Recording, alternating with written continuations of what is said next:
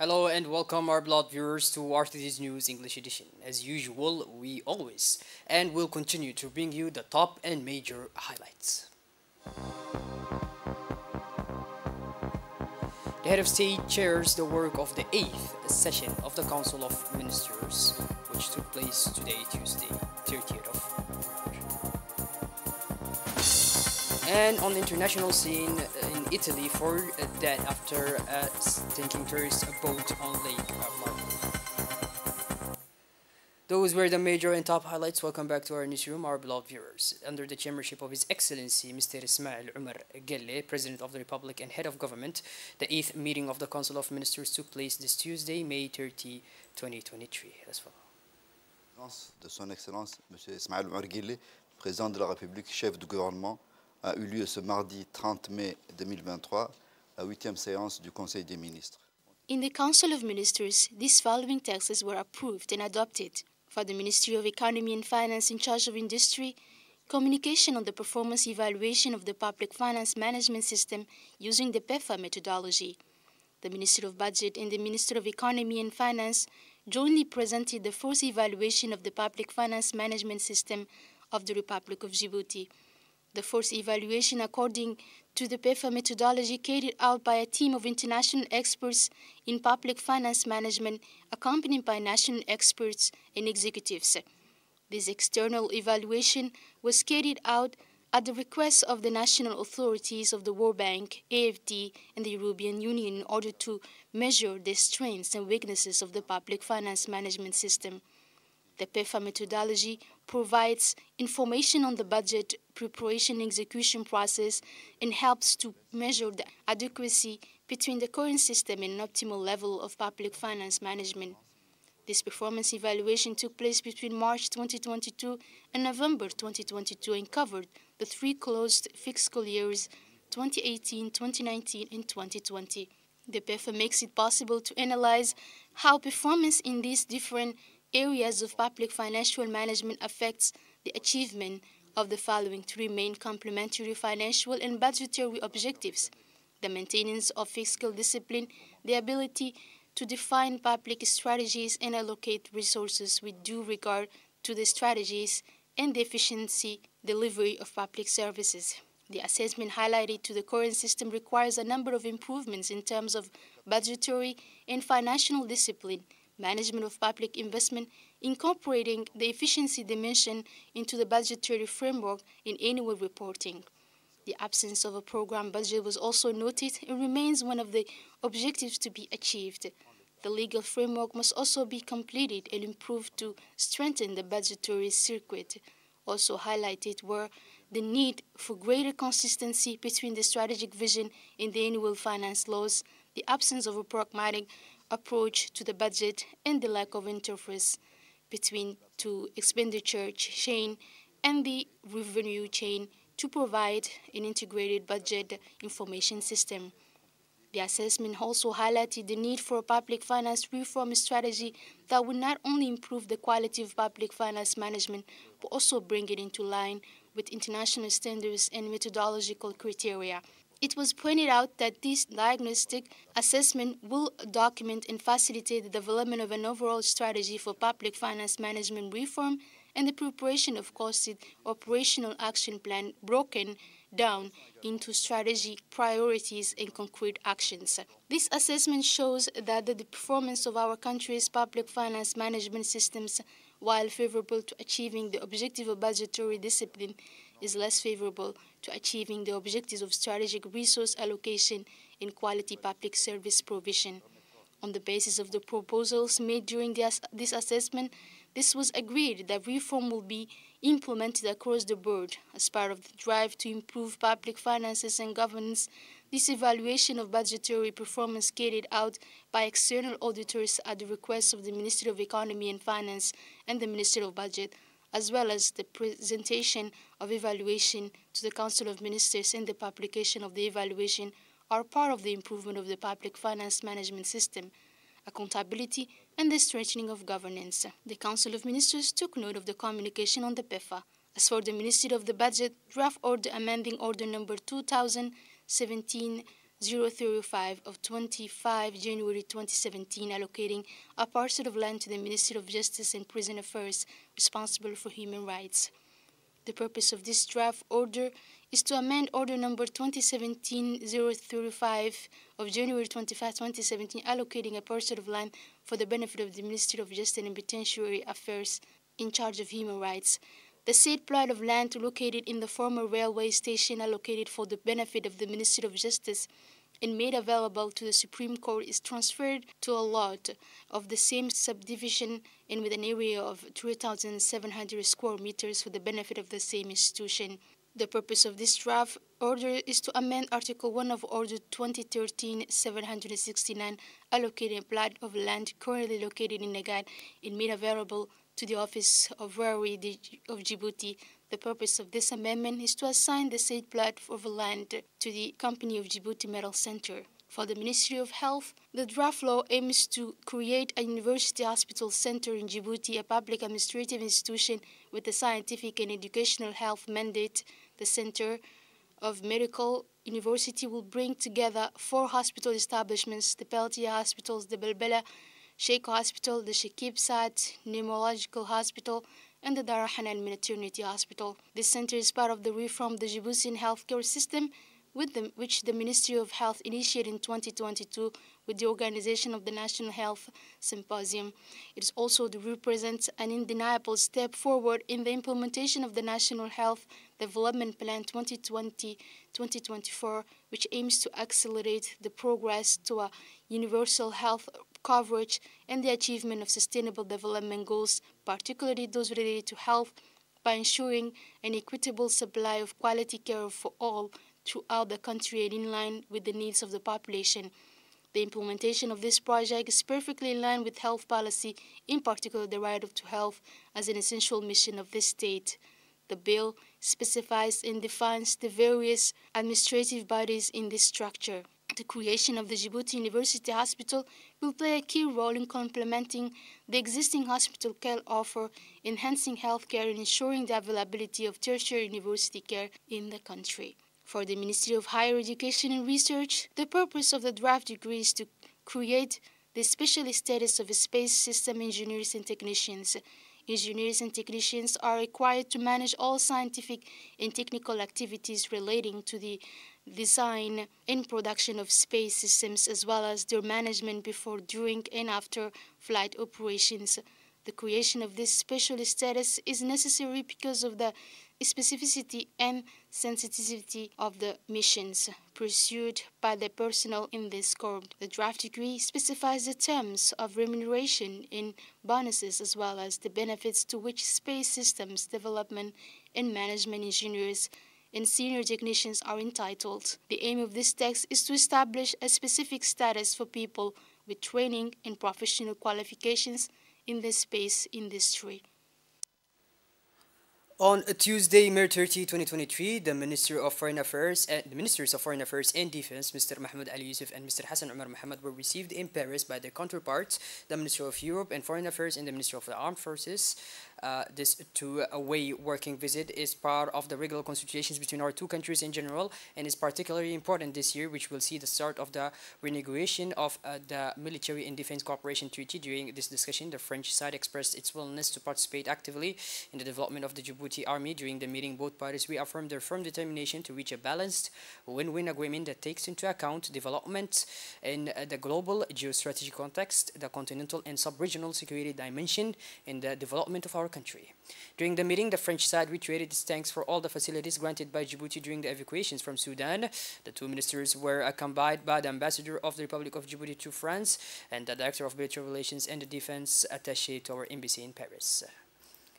This Monday, May 29th, as part of the program to safeguard, under the aegis of the Ministry of Youth and Culture in collaboration with UNESCO, the technical team of the Directorate of Culture began the program of transmission elements to younger generations in the conference room of the UNFD.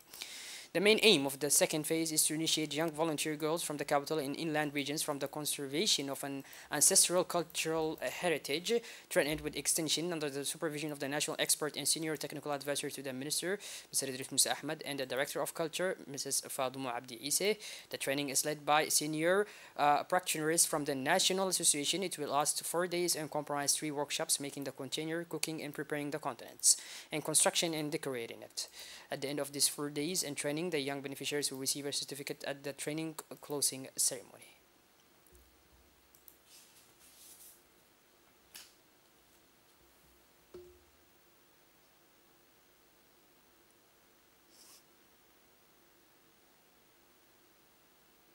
From May 24 to 25th, Colonel Waes Omar Bogorre, commander of the Djiboutian Coast Guard, took part in the first meeting of the IRIS Steering Committee in Bali, Indonesia, alongside officials from 53 maritime institutions from countries in the Indo-Pacific region.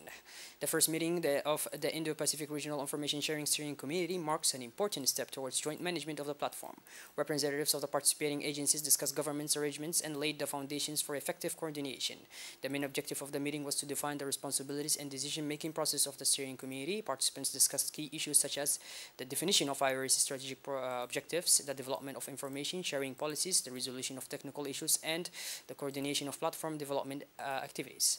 In moving towards joint management of IRIS, participants also stressed the importance of participation in cooperation by all platform users. Transparency, mutual trust, and the exchange of expertise were identified as key elements in assuring the IRIS platform is already up and running, providing a powerful tool for strengthening information sharing, the collaboration with regional partners. Continuing the series of special reports conducted and produced by the RTD, today we take you to the rural lands, where we show a special report on the camel breeders. More details with Hidayah Mohammed Abdullah. Season improved this year in the Tajura region.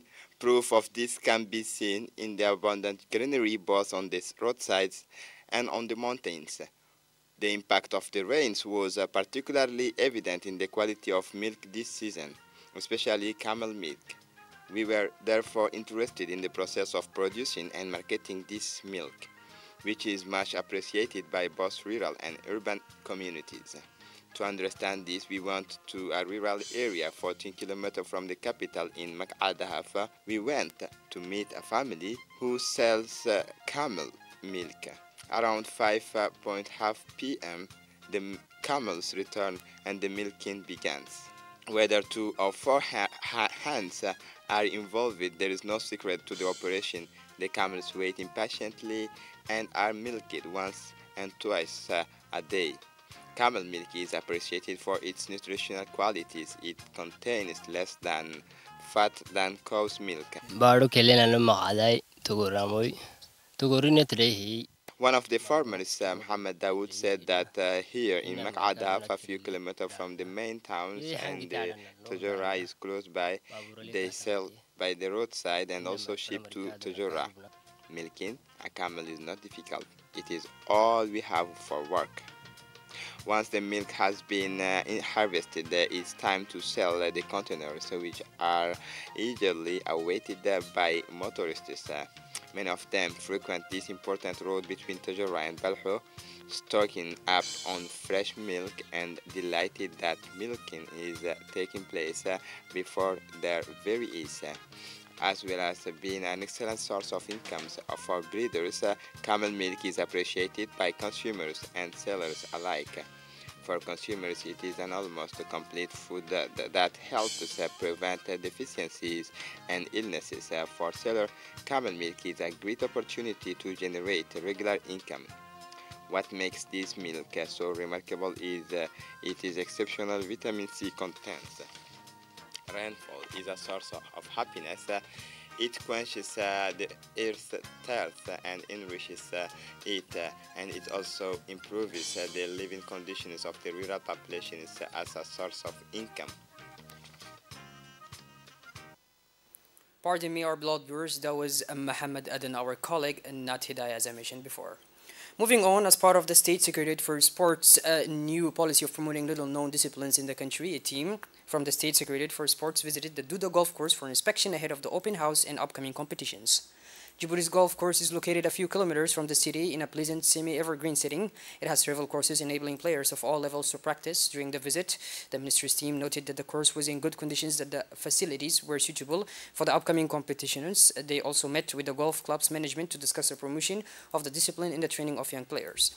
The Secretary of State for Sports, Mr. Hassan Mohammed Kamil, stressed the importance of promoting golf in the country, not only to diversify the range of sports practiced, but also to attract golf-loving tourists. He also announced measures to encourage young people to take up the sport by setting up training courses and competitions for young and old alike. The inspection visit was therefore a success, and the Djibouti golf course is now ready to host open days and competitions that will take place over the coming months. Golf is thus becoming a full-fledged sporting discipline in this little-known country. Shifting gears towards the international scene now, President Recep Tayyip Erdogan was the big winner of the elections held in Turkey. An election that once again illustrated the unanimous support of the Turkish people for their leader.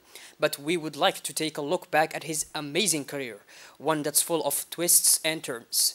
Here's a portrait of the charismatic leader. Erdogan was born in the working-class district of Qasim Pasha. Known to all his former friends and neighbors, have nothing but praise for the man who has turned his working-class roots into an asset. As an idealistic young man, he began to take an interest in social and national issues. Tempted by a career as a professional footballer while studying at a religious high school, he finally turned to politics when he met his mentor, who in 1997 became the first chief executive of a traditionally secular country. In 1994, Erdogan left his small apartment for the mayor's office in Istanbul, which he managed efficiently. He became popular by developing social programs for the city's poor, long forgotten by the political class. In August 2001, he created the Justice and Development Party, which he presided over throughout his reign. Since then, the economy has grown strongly. Erdogan has won every election. His opponents praise his political acumen, and he is very good at giving himself the means to achieve his goals and eliminate obstacles. He is recognized among his opponents as an effective leader who listens to his people. In 2007, Recep Tayyip Erdogan won a major victory in the parliamentary elections with 46.6% of the vote and founded the 60th government of the Republic of Turkey by winning the vote of confidence. He was the winner of the June 12, 2011 elections with 49.8% of the vote and founded the first government. On Sunday, August 10, 2014, he was elected the 12th President of the Republic of Turkey by direct universal suffrage in the first round. Mr. Erdogan was re-elected as General Chairman of the AK Party, of which he is founder, at the Third Great Extraordinary Congress on May 21, 2017, after the adoption of a constitutional amendment put to the vote in the April 16, 2017 referendum, allowing a president to be affiliated with a political party. In the presidential elections of June 24, 2018, he won 52.59% of the vote and was re-elected President of the Republic of Turkey. He was sworn in on July 9, 2018, as the first president of the presidential system of government implemented with the constitutional amendment of April 16, 2017. 2 Italians, an Israeli and a Russian citizen, died with when a tourist boat sank on Italy's lake. When a tourist boat sank on a lake in northern Italy, the 16-meter-long vessel overturned on the evening of May 28, following a violent storm in the Lombardy region. Some 20 passengers were rescued by other boats on the lake, and some managed to swim to shore. 2 of the victims were Italians from their country's intelligence services. According to the Italian security services, the 2 men were in the area to celebrate the birthday of one of the 2 passengers. The bodies of a 50-year-old Israeli, a former member of the security forces, and of a Russian citizen were also found, bringing the death toll from the capsizing to 4. The president of the Lombardy region, Attilio Fontana, deplored a very serious incident caused by a whirlpool. The European Union has doubled the capacity of its firefighting fleet with 28 aircraft in total for a summer that promises to be intense after major devastation in 2022. Has doubled the capacity of its firefighting fleet with 28 aircraft in total for a summer that promises to be intense after major devastation in 2022, announced Crisis Management Commissioner. This year is already much drier than average, and this drought, combined with the heat we are expecting, he said, is of course a major driver of forest fires. Following the hottest summer on record in Europe in 2022, Commission President Ursula von der Leyen announced last September that the European fleet of waterbombing aircraft and helicopters will be doubled. As a result, the EU reserve has grown from 13 to 28 aircraft, positioned in 10 member states. In addition, more than 400 firefighters are pre-positioned in Greece, France, and Portugal. The international force is reported to have suffered around 25 injuries as a result of clashes in northern Kosovo. Monday, Kosovar police used tear gas to disperse Serbs protesting against the appointment of Albanian mayors in predominantly Serbian localities in northern Kosovo. The mayors were appointed following local elections organized by the Kosovar authorities on April 23 in 4 municipalities predominantly populated by Serbs, who largely boycotted the ballot. Only some 1,500 voters out of around 45,000 registered took part. NATO's Kosovo force had stepped up its presence in the north, but was criticized by Belgrade on Monday for failing to protect the Serb minority sufficiently from the usurpers of democracy. During the day's clashes, the KFOR reported 25 wounded in its ranks, prompting NATO to denounce the unacceptable attacks. Tensions have often flared up in the north of Kosovo, a former Serbian province which declared independence in 2008 but has never been recognized by Serbia. Some 120,000 Serbs live in Kosovo, whose 1.8 million inhabitants are predominantly Albanian. Well, by this, our beloved viewers, we finally conclude this edition. Thank you for being with us, and make sure to tune in later for more. Have a wonderful evening, and thank you once again.